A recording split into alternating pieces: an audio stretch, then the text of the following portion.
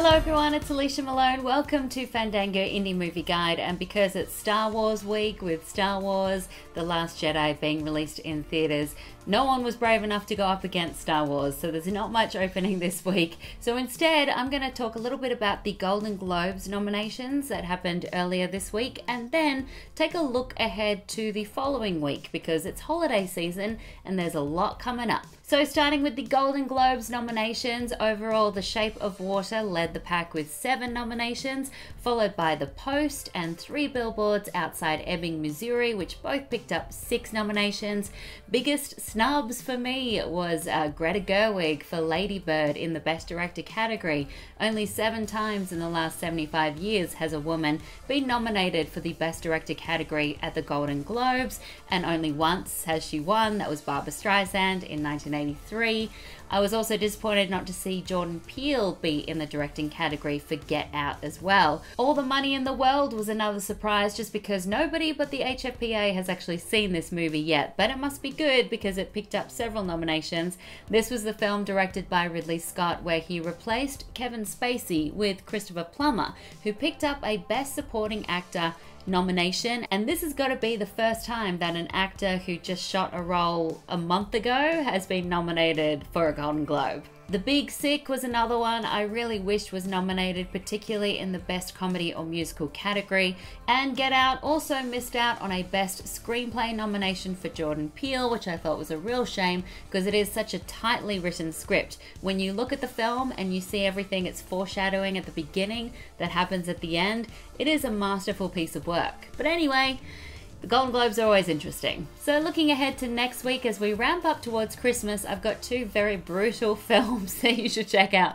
The first is Happy End, directed by Michael Haneke. And if you've seen any of his films before, like Amour or The White Ribbon or Funny Games, then you'll know that he is someone who loves to torture his audiences, but he does it so well. This is an unofficial sequel to Amour with Isabelle Huppert and Jean-Louis Trintignant reprising their roles. It has deep things to say about social media. It definitely does not have a happy end, but that's Michael Haneke, and it's got one of the most interesting uses of a Sia song that I have ever seen.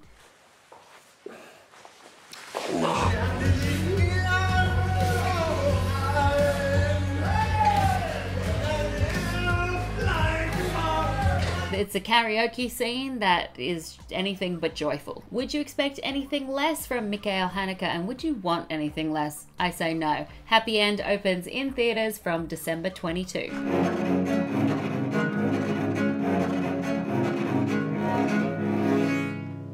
Pierre.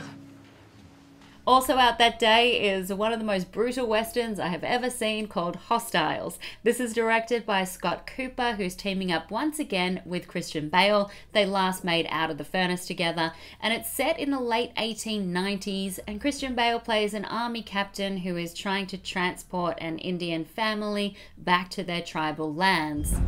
I hate them. I got a war bag of reasons to hate them. This will be done. And it will be done by you. Parade's over. Put them in chains. There's a lot of racial tension in this movie, and I was so glad to see a lot of Native American Indians in the cast and speaking the languages. It will rip your heart out. Rosamund Pike plays a widow who is grieving the gory loss of her family. Great cast. It is well worth the watch. It's a slow burn, but it's engrossing, and yes, it's very violent, but I think necessary. Hostiles opens in theatres from December 22. When we lay our heads down out here, we're all prisoners.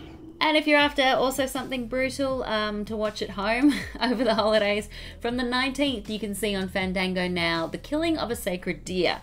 Now many people will wonder what the hell's wrong with me when I say that this is one of my favourite films of the year, but director Yorgos Lanthimos has such an original, striking voice. He made The Lobster and Dogtooth, and this film is even darker than both of those combined. It stars Colin Farrell as a doctor who strikes up a friendship with a young boy played by Barry Keogh, and they end up having almost a father-son friendship, and then it turns very dark indeed and threatens his entire family. I wanted to say one more thing. I'm really sorry about Bob. It's nothing serious. No, it is. Nicole Kidman's also in the cast, beautifully shot, well acted. Yes, it will put you through the ringer, but once again, I think it is worth it.